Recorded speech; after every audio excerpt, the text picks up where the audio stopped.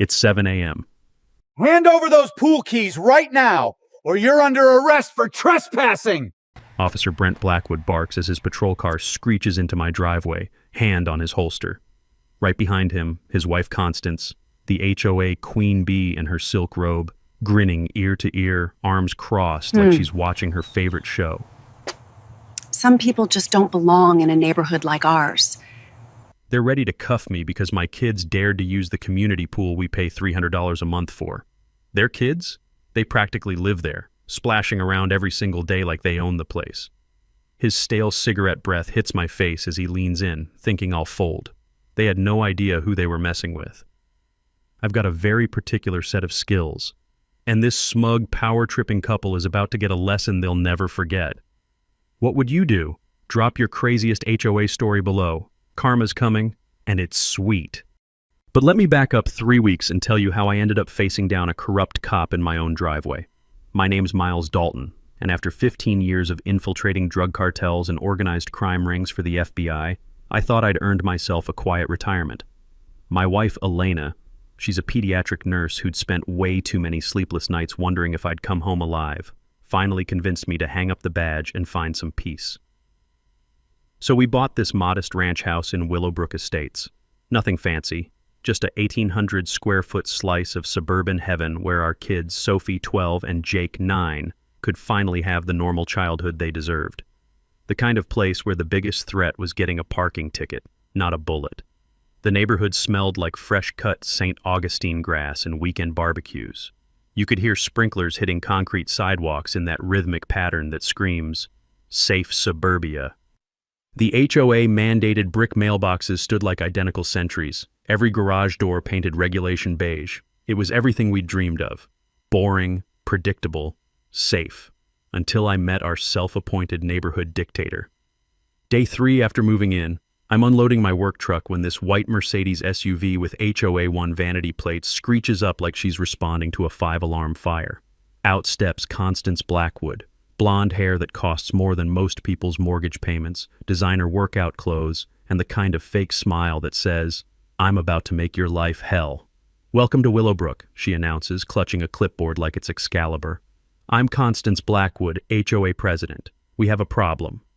She slaps this official-looking violation notice in my hand, thick cardstock that probably cost $50 just to print. Commercial vehicles prohibited in residential driveways. Section 4.7.3, $200 daily fine until you comply. Now, I've been threatened by cartel bosses who were more polite than this woman. "Ma'am, I see contractors and landscapers parked in driveways all over. Authorized service vehicles," she cuts me off. "Your business hasn't been approved." That's when I noticed the beautiful irony sitting in her driveway, a police patrol car, just permanently parked there like it belonged. "Interesting," I said. "Is that your husband's cruiser?" Her smile turned predatory. "Officer Blackwood works very hard keeping undesirable elements out of our community. Some vehicles enhance security, others—" She eyed my truck like it was radioactive waste. "Others attract the wrong kind of people." The message hit me like a slap. Their cop car belonged, my work truck didn't. Some residents were welcome, others were barely tolerated. But here's where Constance made her first real mistake. That weekend, while Elena was getting the kids settled and dreaming about pool parties and neighborhood barbecues, Sophie and Jake discovered the community amenities. They came home breathless with excitement about the playground, the tennis court, and especially the sparkling blue pool that looked like something from a resort. "Dad, can we go swimming tomorrow?" Sophie asked, eyes bright with hope. "The pool's huge," Jake added.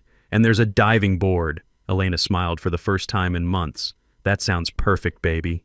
So Sunday afternoon, we head to the pool with our new access cards, the kids practically bouncing out of their skin with excitement. The smell of chlorine and sunscreen filled the air as families lounged around, living that suburban dream. That's when Constance appeared like a storm cloud on a sunny day. "Excuse me," she called out, striding over in her designer cover-up. "Pool access is currently under review for new residents." Elena looked confused. "Under review?" "Background verification process," Constance said with that same fake smile. "I'll need you to surrender those access cards pending approval." My kids' faces fell like someone had just canceled Christmas. Other families pretended not to watch, but you could feel them holding their breath. That's the moment I knew this wasn't about HOA rules or neighborhood standards. This was about power, and Constance Blackwood had just declared war on my family. Monday morning, 7 a.m. sharp. I'm making coffee when a patrol car screeches into my driveway with all the subtlety of a SWAT raid, tires crunching against the gravel like an angry beast announcing its arrival. Officer Brent Blackwood climbs out like he's responding to an armed robbery. 6'2", buzz cut going gray, 20 years of authority complex packed into a uniform that's seen better days. His hand rests on his service weapon as he approaches. A textbook intimidation move I'd watched corrupt cops use from Chicago to Miami. The doorbell rings once, sharp and demanding. I open the door in my bathrobe, coffee mug in hand, playing sleepy suburban dad. "Morning, officer. Everything okay?" "Mr. Dalton?" he barks, whipping out a notepad like he's conducting a murder investigation. "Received a complaint about criminal trespassing on HOA property. Need you to surrender your pool access cards and amenity keys. Now." The smell of his cheap aftershave mixed with stale cigarette breath hits me as he steps closer. Years ago, during an undercover op in Newark, I'd learned that nervous cops always overcompensate with aggression. Brent's checking all the boxes, sweating despite the cool morning, won't make direct eye contact, shifting weight like he's expecting a fight. This isn't confident police work. This is barely controlled intimidation. "Officer," I say calmly, pulling out my phone and hitting record. "What's the incident report number for this complaint?" His face tightens. "In my FBI days, I discovered that demanding documentation makes corrupt officials panic. They're used to people just rolling over. This is official HOA business," he snaps. "Then why are you here in uniform threatening arrest?" I ask, keeping my voice level. Honestly, I've interrogated cartel lieutenants with better poker faces than this guy. Behind him, Constance watches from their yard like a director admiring her leading man's performance. She's got her phone out too, probably planning to post this victory on the neighborhood Facebook group. Brent's getting flustered now. "Look, just cooperate and this doesn't become a bigger problem." Time for my first counter move. I disappear inside for 30 seconds and return with our property deed and HOA covenant documents. Yeah, I'd done my homework after yesterday's pool ambush. From my organized crime cases, I'd learned that bullies hate when their targets know the law. "Officer Blackwood," I say, spreading the documents on my doorstep where the rough texture of the concrete reminds me of countless crime scene evidence layouts. "These show pool access as a permanent property right. The HOA can't revoke ownership privileges without due process hearings and written notice." He actually stumbles backward, clearly not expecting suburban dad to know property law. The HOA board meets Thursday. This'll be resolved then." But Brent can't resist one final power play. As he turns to leave, he leans in close enough that I can smell the desperation on him. "Mr. Dalton, I'd be real careful about causing trouble around here. We take community safety very seriously." Translation: step out of line, and I'll find an excuse to arrest you. After he drives off, I stand processing what just happened. A sworn police officer had just abused his badge to enforce HOA rules. Textbook deprivation of rights under color of law. I'd helped prosecute federal cases on exactly this charge. That evening, I launched my own intelligence operation. Time to map the neighborhood's power structure and see how deep this corruption went. Mrs. Dorothy Brighton was watering her prize roses when I strolled by. Mid-60s, retired teacher, the kind of careful politeness that screamed, "Learn to keep quiet the hard way." "Beautiful garden," I said, genuinely admiring her work. "Thank you," she replied, but her eyes darted toward the Blackwood house like she expected surveillance. "You're the new family? How are you settling in?" The pause told me everything. "We've had some interesting conversations with the HOA. Dorothy's face went pale. She glanced around, then whispered, "The Hendersons. Young couple lived here 2 years. They got tired of the enforcement visits." Enforcement visits? Officer Blackwood found reasons to stop by. Patio furniture violations, holiday decoration complaints, noise issues nobody else heard. Her grip tightened on the garden hose. "Funny how these problems only happen to certain families. They moved to Cedar Park last spring." Then she pointed toward the corner house. "Jim Santos runs the auto shop on Maple Street. Same thing happened to him. Police visits about his backyard shed being non-compliant. He's too scared to even talk about it now." The pattern crystallized. Constance identified undesirable residents. Brent provided the badge-powered harassment. Most people, facing systematic police intimidation, would cut their losses and flee. As I walked home, the evening air thick with the sound of automatic sprinklers and the distant splash of pool parties I wasn't allowed to attend, I smiled for the first time all day. The Blackwoods had a system, but systems have weaknesses. And after 15 years of dismantling criminal organizations, I knew exactly how to exploit them. Thursday night, the community center smells like stale coffee and industrial floor cleaner as I walk into what can only be described as a kangaroo court. The metal folding chairs screech against the linoleum like nails on a chalkboard as residents file in. Well, some residents. Funny how the usual crowd of 30 had mysteriously shrunk to 12 people, and half of them were wearing Blackwood for safety buttons. I'm starting to think Constance missed her calling as a campaign manager for third world dictators. Constance sits at the head table like a queen holding court, flanked by her loyal board members. The fluorescent lights buzz overhead, casting that harsh institutional glow that makes everyone look guilty of something. "Emergency session called to order," she announces, banging a wooden gavel with the enthusiasm of a judge sentencing criminals. "We're here to address serious security concerns brought to our attention by local law enforcement." I'm sitting in the back row, notebook ready, watching this performance unfold. In my undercover days, I'd learned that corrupt organizations always rush their biggest power grabs. They know if people have time to think, they'll start asking inconvenient questions. "Mr. Dalton has been observed threatening a police officer and violating multiple community standards," she continues, her voice dripping with fake concern. "For the safety of our families, I'm proposing immediate revocation of all amenity access pending a comprehensive behavioral assessment." The room goes quiet, except for the ancient air conditioning unit rattling like it's about to give up. A few neighbors won't even look at me. Dorothy Brighton studies her hands like they hold state secrets. That's when board member Patricia Mills raises her hand. "Don't we need proper notice for emergency powers?" Constance's smile could freeze hell. Section 12.4 allows immediate action when community safety is threatened. I stand up, pulling out my phone. "Point of order. What's the specific nature of these alleged threats?" "You recorded a police officer without consent," board member Frank Torres pipes up. Here's where my FBI legal training kicked in. During surveillance operations, I'd memorized recording laws in 12 states. Actually, Frank, Texas is a one-party consent state. Recording police interactions is constitutionally protected. The sound of shuffling papers fills the awkward silence. Clearly, nobody had done their homework. But Constance isn't giving up. "The motion passes 4-1, she announces, barely giving anyone time to vote. I looked around the room, only 5 board members present, but I'd studied the HOA governing documents like they were evidence files. "Constance, you don't have a quorum. Emergency votes require 7 members. Her face turned the color of a fire engine. "This meeting is adjourned." "Also," I continued, standing with my bylaws copy, "background check requirements violate Texas Property Code Section 202004, discriminatory access restrictions." That got everyone's attention. A few neighbors actually looked up, probably realizing someone was fighting back for the first time. As people filed out, Tyler Brooks from Pine Street lingered.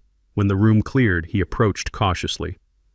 "That recording law thing," he whispered, glancing around. "My wife and I have some videos you might want to see." The next morning, Tyler and Madison came over with evidence that made my FBI heart sing. Crystal clear footage of Officer Blackwood's midnight wellness checks. Flashlight beams through windows, him photographing license plates, even testing door handles like a burglar casing houses. "He said neighbors reported suspicious activity," Madison explained, her voice shaking. "But we just asked questions about pool maintenance expenses at the last meeting." There it was. The pattern. This wasn't random harassment. This was systematic witness intimidation. But then Tyler dropped the real bombshell. Madison works at First National Bank. She processed some HOA checks that seemed weird. Madison pulled out printed bank records, her hands trembling as she spread them on my kitchen table.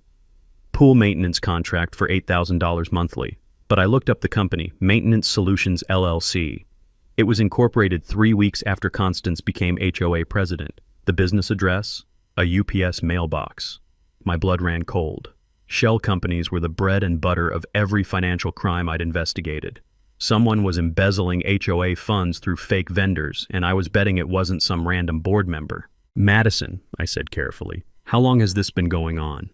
18 months, maybe longer. She pointed to another line item. Landscape emergency repairs, $12,000 last quarter. But look at our neighborhood. When's the last time you saw major landscape work? I spent that afternoon cross-referencing the financial records with surveillance techniques I'd perfected tracking cartel money. The pattern was beautiful in its simplicity. Inflate legitimate expenses by 300%, route payments through shell companies, pocket the difference. Total estimated theft, over $70,000. The Blackwoods weren't just bullying neighbors for kicks. They were running a systematic embezzlement operation, and anyone who asked financial questions got the police harassment treatment.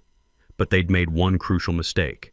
They'd picked a fight with someone who'd spent 15 years following money trails through criminal organizations. Time to turn the hunters into the hunted. The next week, Constance declared total war. Monday morning, I'm helping Jake with fractions when Elena storms through the door looking like she'd survived a coordinated attack. 3 city inspectors, she announces, slamming a stack of violation notices on our granite countertop. Grass height, mailbox angle, garbage can placement, $500 in fines, all scheduled while we were both at work. The citations feel expensive. Thick cardstock with raised city seals that probably cost more to print than most people's weekly groceries. I scan the timestamps. 9:15 a.m., 9:30 a.m., 9:45 a.m. Military precision timing. Anonymous complaints, Elena continues, collapsing into a chair. The grass inspector said our lawn was exactly 1/4 inch over regulation height. Who measures grass with that kind of precision? Martha Stewart? Sophie looks up from her cereal, confusion clouding her 12-year-old face. Mom, why is everyone being mean to us? Did we do something wrong? That question hits me like a physical blow. My daughter shouldn't have to wonder why adults are targeting our family. This stops now. That evening, I deployed every surveillance skill the FBI had taught me. From my bedroom window, I watched Brent's patrol car cruise past 4 times in 3 hours, way outside normal patrol patterns. Each pass accompanied by his searchlight sweeping our property like we're escaped convicts. Around 11 p.m., he parks at the corner and approaches our mailbox with a flashlight. The smell of night-blooming jasmine fills the air as I watch through my scope. Yeah, I kept some FBI toys. While he photographs our house numbers and tests mailbox stability. But Brent made a crucial mistake. He didn't notice my newly installed security system. Military-grade cameras with infrared capability, the same equipment I'd used to document cartel operations in El Paso. Every late-night wellness check was being recorded in courtroom-quality detail. In organized crime investigations, we always said, let the criminals document their own illegal activity. While building my harassment file, Elena discovered the smoking gun. Marcus, you need to see this, she calls from the computer. She's scrolling through the neighborhood Facebook group, mapping 6 months of posts. What emerges makes my federal prosecutor instincts sing. Systematic targeting of anyone questioning HOA finances. The Hendersons questioned a $15,000 emergency roof repair last spring. 2 weeks later, police noise complaints nobody else heard. Jim Santos asked for competitive bidding on maintenance contracts. Next month, code enforcement harassment about working on neighbors' cars. Dorothy Brighton suggested financial audits. Suddenly, her bird feeders became pest violations. They're running a protection racket, I tell Elena, the pattern crystal clear. Question the money, get harassed until you shut up or flee. Tuesday afternoon, Tyler calls with intelligence that changes everything. Madison found the smoking gun, he whispers. Constance has been writing checks to herself through fake companies. We're talking federal embezzlement. That evening, they sneak over with evidence that would make any prosecutor weep with joy. Bank statements showing systematic theft, $73,000 stolen through shell companies and inflated contracts. Here's the kicker, Madison says, pointing to cosigner lines on fraudulent checks. Officer Blackwood's signature. He's not just muscle, he's an active co-conspirator. I'm photographing evidence when my surveillance system alerts me to motion. Through the front window, I watch Brent approach with unusual confidence, Constance trailing behind with her phone out for another incident recording. Time for my countermove. I open the door before he knocks, security camera prominently visible on my doorframe. Evening, Officer Blackwood. I assume you're here about the anonymous complaints? His swagger falters. What complaints? The ones that triggered today's coordinated inspection blitz, I say calmly, holding up the citations. Interesting timing, all scheduled during work hours when we couldn't witness the measurements. Behind him, Constance's smirk wavers as she realizes I'm not intimidated anymore. Actually, I continue, since you're here officially, I'd like to report some crimes: financial fraud, conspiracy to commit embezzlement, and abuse of authority under color of law. Brent's face goes white. You can't prove anything.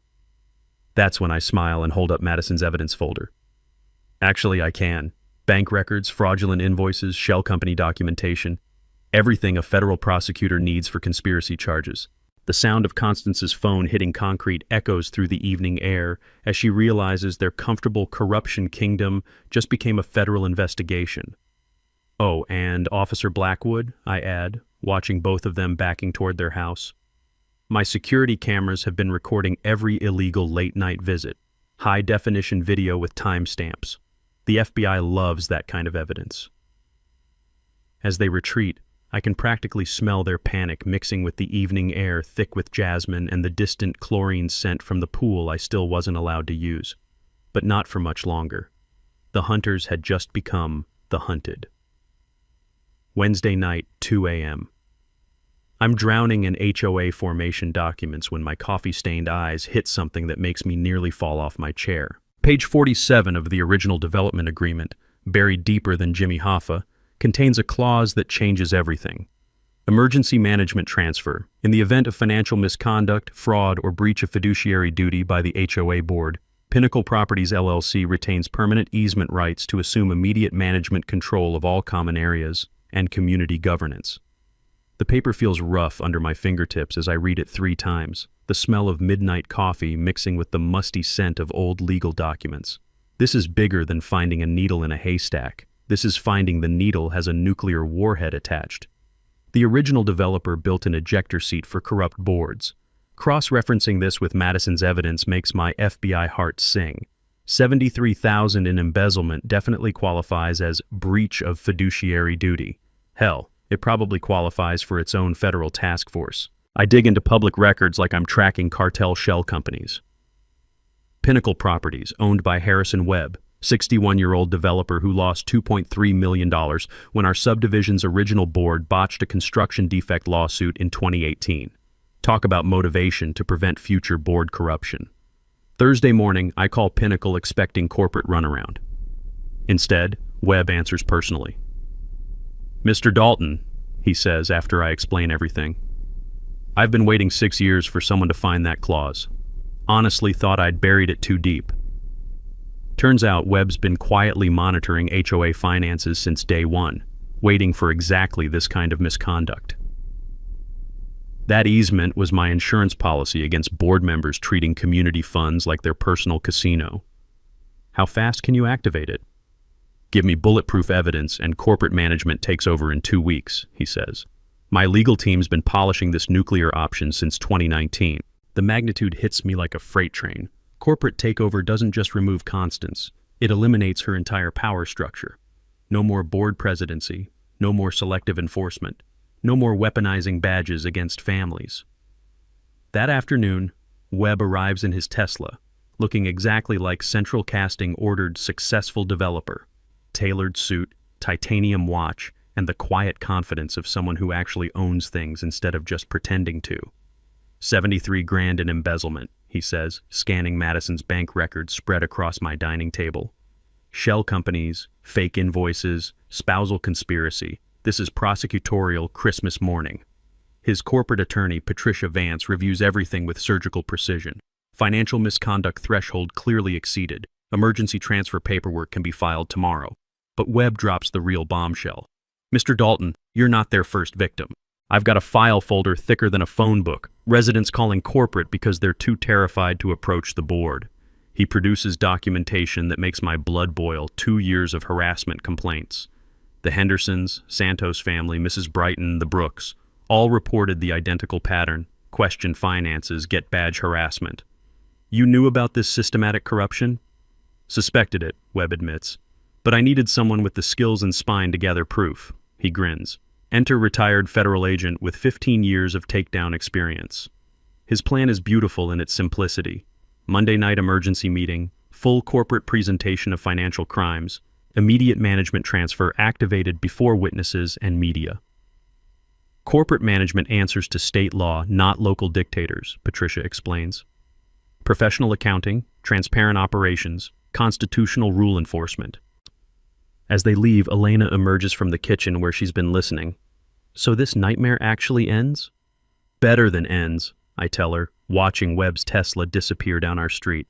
It gets replaced with actual professional management. Monday night, Constance's comfortable kingdom becomes a corporate democracy, and she has no idea what's coming. The hunters were about to become the hunted, legally, publicly, and permanently. Friday morning, Webb's corporate headquarters feels like mission control for a space invasion. Floor-to-ceiling windows overlook the city, the mahogany conference table could seat a small dictatorship, and the smell of expensive coffee mixed with leather chairs reminds me of FBI strategy sessions, except this time we're planning a suburban coup instead of a cartel takedown. Webb's assembled his corporate Navy SEALs, attorney Patricia Vance, forensic accountant David Kim, and private investigator Sarah Mitchell. These people don't just look professional, they radiate the kind of competence that makes corrupt board members consider witness protection programs. Ladies and gentlemen, Webb begins, spreading architectural plans like a general planning D-Day. Monday night, we perform surgical removal of a suburban cancer. David Kim cracks his laptop and the financial crimes make everyone whistle in appreciation. $73,000 in provable embezzlement, but the real damage includes ghost contractors, phantom employees, and emergency repairs that mysteriously coincide with the Blackwoods Caribbean vacation photos on Facebook. Patricia handles legal strategy with surgical precision. Emergency management transfer requires community presentation, not backroom board votes. We're talking public execution with maximum witnesses. Sarah Mitchell, who could probably intimidate a Navy SEAL, outlines the physical trap.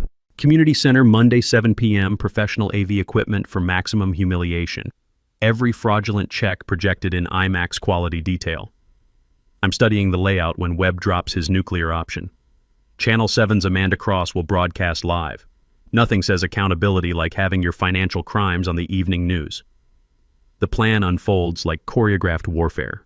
Evidence presentation coordinated with media coverage, legal authority, and community testimony. By Monday night, the Blackwoods Kingdom becomes a professionally managed democracy. What about retaliation? I ask, thinking like someone who's watched desperate criminals do stupid things. Cornered narcissists tend toward kamikaze tactics. Sarah grins with predatory satisfaction. Off-duty security, direct police dispatch, emergency protocols if they lose their minds. She pauses. Plus, federal agents have certain protective reflexes. Saturday afternoon, I'm installing surveillance equipment that would make the NSA jealous. Elena finds me surrounded by enough electronics to launch a satellite. Marcus, she says, examining cameras that could spot a gnat's eyelashes. This looks like you're planning to document alien contact. Close, I tell her, connecting wireless feeds that'll record from 12 different angles. I'm documenting the public autopsy of a suburban dictatorship. Every reaction, every confession, every moment of beautiful justice. During organized crime investigations, I'd learned that evidence quality determines conviction rates.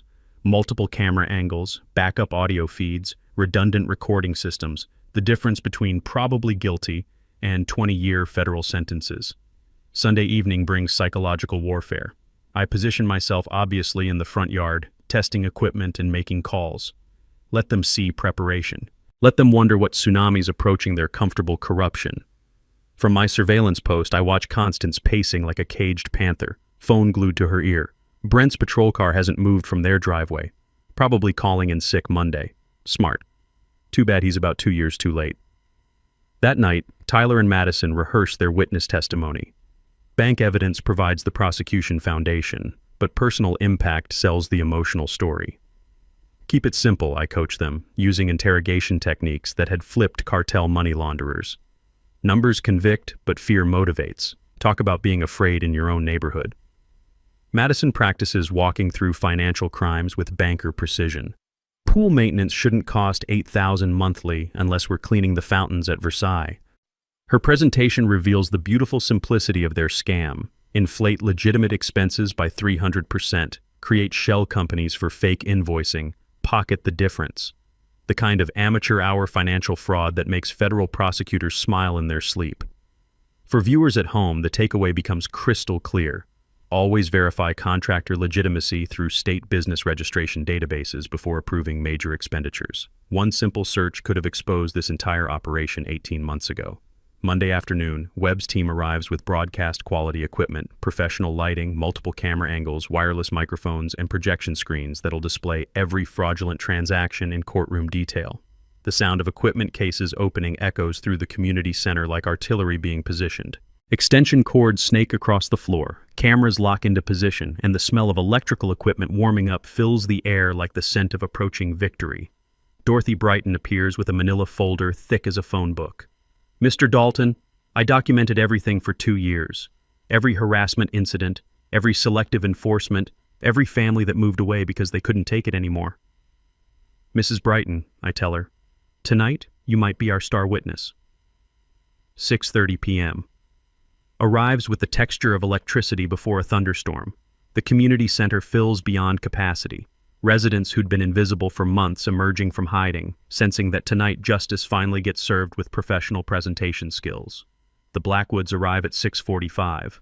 Constance clutching her ceremonial gavel like a drowning woman grabbing driftwood, Brent sweating bullets despite aggressive air conditioning. They have absolutely no idea what's about to hit them. Showtime. The Blackwoods walked into that community center like they owned the world. They had no idea they were about to lose everything. Constance struts to the head table in her designer blazer, that familiar smug smile plastered across her face. Behind her, Brent takes position near the back exit. Classic intimidation positioning I'd seen corrupt cops use in a dozen cities. The clink of metal folding chairs and nervous whispers fill the air as residents settle into seats they probably hadn't occupied in years. "Good evening, everyone," Constance announces, banging her gavel like she's calling a royal court to order. "We have several routine matters to discuss tonight." Routine, right. If routine includes having your financial crimes broadcast on live television. That's when Webb stands up from the front row, his three-piece suit and corporate confidence cutting through the suburban theater like a sword through tissue paper. "Actually, Constance, we have some urgent business to address first." Her smile falters for exactly 2 seconds before snapping back into place. "I'm sorry, you are?" "Harrison Webb, Pinnacle Properties. I believe you're familiar with our emergency management easement clause?" The color drains from Constance's face like someone pulled a plug. Around the room, residents lean forward. Most had never heard of any easement clause, but the term emergency management sounds promising to people who'd been living under HOA tyranny. "I'm not sure what you're referring to," she stammers, her voice losing its usual authority. Webb nods to Patricia Vance, who produces a legal document thick enough to stop bullets. Section 4.7 of the original development agreement, emergency management transfer in cases of financial misconduct or breach of fiduciary duty. That's when David Kim stands and the real show begins. "Ladies and gentlemen," he announces, "we're here tonight because your HOA board has embezzled over $73,000 through fraudulent contracts and shell companies." The room erupts, gasps, angry mutters, chairs scraping against linoleum as people turn to stare at Constance like she's grown a second head. The smell of fresh panic sweat mingles with industrial floor cleaner and the electric tension of a crowd realizing they've been robbed. "That's preposterous," Constance shouts, her composure cracking like ice in summer heat. "This is clearly some kind of coordinated attack." But Kim's already firing up the projection system. Bank statements appear on the wall in high-definition glory. Checks made out to Maintenance Solutions LLC for $8,000 monthly. Pool cleaning that costs more than most people's mortgages. Maintenance Solutions LLC, Kim explains with surgical precision, was incorporated 3 weeks after Mrs. Blackwood became president. Business address, a UPS mailbox, no employees, no equipment, no actual services provided. That's when Constance played her desperate trump card. "Officer Blackwood!" she screams, pointing at the crowd like she's directing traffic. "These people are trespassing on HOA property. I want them arrested for disrupting official business." Brent steps forward, hand on his weapon, voice booming with artificial authority. "Everyone needs to disperse immediately. You're interfering with official HOA governance." The crowd begins to murmur nervously, decades of conditioning to fear police authority kicking in automatically. Some residents actually start gathering their things, the old intimidation tactics still working their magic. But I remain seated, phone recording, watching this performance with the calm patience of someone who's spent 15 years observing criminals dig their own graves. Because what the Blackwoods don't know is that I've been silently preparing for exactly this moment. Tyler Brooks stands up from the middle section, his bank evidence folder clutched in shaking hands. Officer Blackwood, your signature is on the fraudulent checks. You're not law enforcement here. You're a co-conspirator. Brent's face cycles through panic colors. You're interfering with a police investigation. What investigation? Amanda Cross calls out from the media section, her camera crew capturing every desperate lie. We contacted your department. There's no active investigation on file. That's when Constance completely lost her composure. You people don't understand, she shrieks, pointing at the crowd like an angry dictator. We've worked for years to maintain standards. We've protected property values. We've kept out the undesirable elements. The racist undertones hang in the air like smoke. Several residents exchange shocked glances, suddenly understanding that their HOA president wasn't just corrupt, she was systematically discriminatory. But her meltdown wasn't finished. And you, she screams, pointing directly at me. You've been nothing but trouble since day one, questioning authority, recording officers, turning neighbors against legitimate governance. I stand up slowly, my voice calm and measured. Constance, I've been documenting systematic corruption and civil rights violations. Every harassment visit, every fraudulent check, every abuse of authority. Behind me, I noticed Dorothy Brighton, Tyler Brooks, and Jim Santos all standing in silent solidarity. The intimidated neighbors who'd been afraid to speak out for 2 years, finally finding courage in numbers. The sound of Constance's phone hitting the floor echoes through the sudden silence like a gavel of justice. But the real revelation was still coming. The silence after Constance's phone hit the floor lasted exactly 3 seconds. Then all hell broke loose.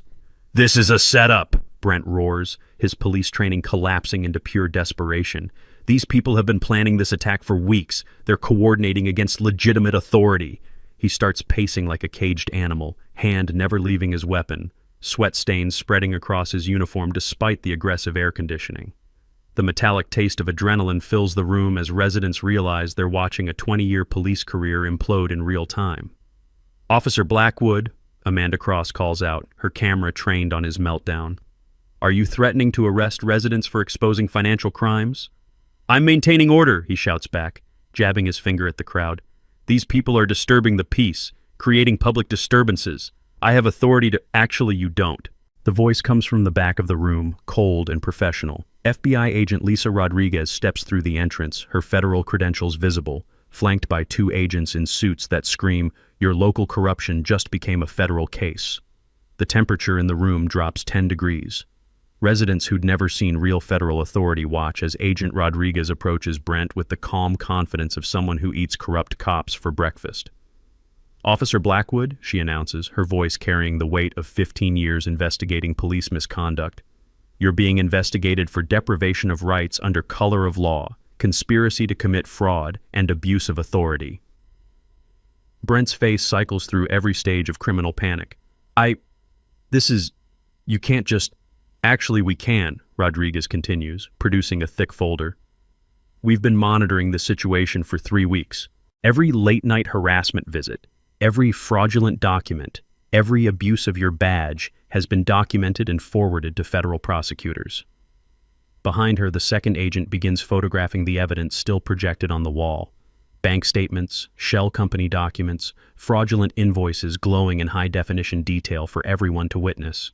Constance makes one final, catastrophic mistake. This is persecution, she screams, standing on her chair like she's addressing a political rally. We are respected members of this community. My husband is a decorated police officer. We don't deserve this treatment from outside agitators and federal terrorists. The words federal terrorists echo through the room like a gunshot. Calling FBI agents terrorists while under federal investigation? Even I wince at the sheer stupidity. Agent Rodriguez turns to Constance with the kind of smile that makes career criminals request protective custody. Ma'am, threatening federal agents during an ongoing investigation adds additional charges to your growing list. But Constance isn't done destroying herself. I demand to know who started this investigation, she shrieks, pointing wildly around the room. Someone has been feeding you lies. Someone has been coordinating this attack on legitimate community leadership. That's my cue. I stand up slowly, letting the moment build like the climax of a symphony. 15 years of undercover work has taught me the power of perfect timing. Actually, Constance, I say, my voice cutting through the chaos like a blade, I started this investigation 3 weeks ago when you decided to target my family. The room goes dead silent except for the hum of camera equipment capturing this historic confession. My name is Agent Miles Dalton, FBI Financial Crimes Unit, retired. For the past month, I've been conducting a federal investigation into systematic corruption, civil rights violations, and organized harassment in this community. The gasps from residents mix with the sound of Constance's world imploding. Several neighbors turn to stare at me like I've just revealed I'm actually Superman. Every police visit, every harassment incident, every fraudulent financial transaction has been documented with federal quality evidence. I continue, enjoying the look of absolute horror spreading across both Blackwood's faces. Wire fraud, conspiracy, deprivation of rights under color of law, these charges carry minimum 15-year federal sentences. Brent actually staggers backward, his hand falling away from his weapon as the magnitude hits him. 20 years of police work, pension, reputation, freedom, all gone because he couldn't resist helping his wife play dictator. "You can't do this to us," Constance screams, but her voice cracks on every word. "We're pillars of this community. We've maintained standards. We've protected property values." Webb stands up from the front row, his corporate smile sharp enough to cut glass. "Actually, Constance, you've been systematically robbing this community while terrorizing residents with police harassment. Effective immediately, Pinnacle Properties assumes management control under emergency easement authority." Patricia Vance approaches the head table with legal documents that sound like thunder when they hit the wooden surface. "Mrs. Blackwood, you're hereby relieved of all HOA authority. Corporate management begins tomorrow morning." The sound of handcuffs clicking echoes through the community center as Agent Rodriguez places Brent under arrest. His Miranda rights mix with the excited whispers of residents finally understanding that justice isn't just possible, it's happening right in front of them. Constance collapses into her chair, the fight draining out of her like air from a punctured tire. 2 years of comfortable corruption ended in one spectacular public implosion. As federal agents escort the Blackwoods toward the exit, I catch Dorothy Brighton wiping tears from her eyes. Tyler Brooks grins like he's won the lottery. Jim Santos actually applauds. The suburban dictators were finally dethroned. And tomorrow, my kids could swim in peace. The community center had transformed into something between a courtroom and a theater, every seat filled with residents who'd spent years living in fear, now watching their tormentors face federal justice in real time. Agent Rodriguez reads Brent his rights while news cameras capture every word. "You have the right to remain silent. Anything you say can and will be used against you in a federal court of law." The same constitutional protections he'd denied countless neighbors now protecting him from his own stupidity. But Constance wasn't finished destroying herself. "This is a conspiracy," she shrieks, pointing at the FBI agents like they're invading aliens. "Marcus Dalton is a criminal. He threatened police officers. He's been harassing us for weeks." Agent Rodriguez pauses mid-arrest to stare at Constance with the kind of expression reserved for particularly stupid criminals. "Ma'am, are you seriously accusing a retired FBI agent of harassment while you're being arrested for systematic corruption?" The room erupts in nervous laughter. After 2 years of living under Blackwood tyranny, residents are finally witnessing the beautiful spectacle of bullies getting exactly what they deserve. Amanda Cross steps forward with her microphone, her camera crew capturing every moment for the evening news. "Mrs. Blackwood, how do you respond to evidence showing $73,000 in embezzled HOA funds?" "Those charges are completely fabricated," Constance screams, her designer blazer now wrinkled and sweat-stained. "We've done nothing but serve this community with dedication and—" "Ma'am," David Kim interrupts, his forensic accountant precision cutting through her hysteria, "your signature appears on 47 fraudulent checks. The bank records are incontrovertible." Behind the projection screen, every financial crime glows in high-definition detail. Fake invoices, shell company payments, inflated contracts, 2 years of systematic theft displayed like evidence in a federal courtroom. Tyler Brooks stands up, his voice shaking with emotion and adrenaline. "Mrs. Blackwood, your husband threatened to arrest me for asking about pool maintenance costs. He came to my house at midnight with flashlights and intimidation tactics." "That's normal police procedure," Brent shouts from his handcuffs. apparently unaware that admitting to harassment makes things worse, not better. Dorothy Brighton rises from her chair with dignity that makes the entire room respect her courage. For 2 years, I was afraid to speak at meetings, afraid to question expenses, afraid to use community amenities I pay for. That's not normal anything. That's terrorism. The word terrorism hangs in the air like smoke from an explosion. Domestic terrorism by badge-wearing bullies who'd turned suburban life into a protection racket. Webb approaches the head table with corporate documents that rustle like leaves in a windstorm. Ladies and gentlemen, effective immediately, Pinnacle Properties assumes emergency management control, professional accounting, transparent governance, and equal treatment for all residents. The applause starts slowly, Dorothy Brighton clapping first, then Tyler Brooks, then Jim Santos, then the entire room erupting in cheers that sound like freedom itself. But I'm not done yet. Constance, I say, standing to address her directly while cameras capture every word. You made one critical mistake when you decided to target my family. She glares at me with pure hatred, mascara running down her cheeks like black tears. You've destroyed everything we built here. No, I reply, letting 15 years of federal authority settle in my voice. I've restored constitutional rights to a community you'd turned into your personal kingdom. Agent Rodriguez steps forward with the kind of smile that makes prosecutors request overtime. Mrs. Blackwood, you're under arrest for conspiracy to commit fraud, embezzlement, and civil rights violations under Federal Statute 18 U.S.C. 242. The sound of a second pair of handcuffs echoes through the community center like a gavel of justice. Amanda Cross turns to her camera, the community center chaos providing perfect background for her live report.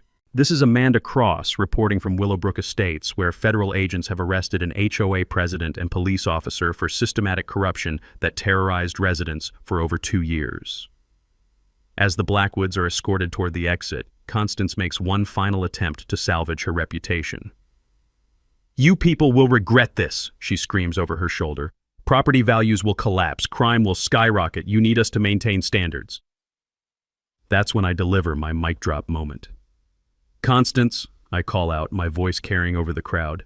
The only crime problem this neighborhood had was you and your husband. Constitutional rights aren't crime, they're justice. The applause is deafening. Residents who'd been afraid to speak for 2 years finally understanding that they have rights, they have voices, and they have the power to hold corrupt authority accountable. Through the community center windows, I watched the patrol car that had terrorized my family driving away with its owner in the back seat wearing handcuffs. Tomorrow morning, my kids could finally swim in peace. Justice served, federal style. 6 months later, I'm sitting by the community pool watching Sophie and Jake cannonball into the deep end without a care in the world.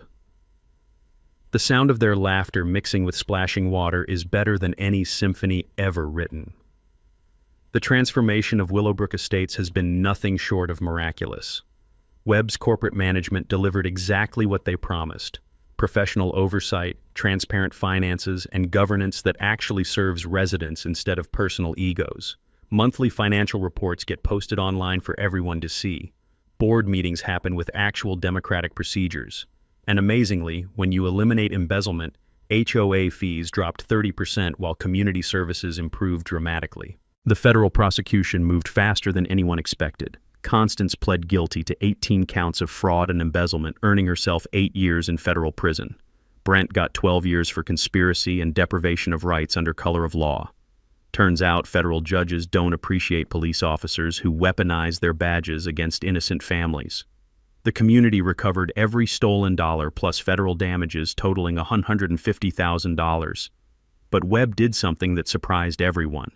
He donated the entire settlement to establish the Blackwood Corruption Memorial Scholarship Fund.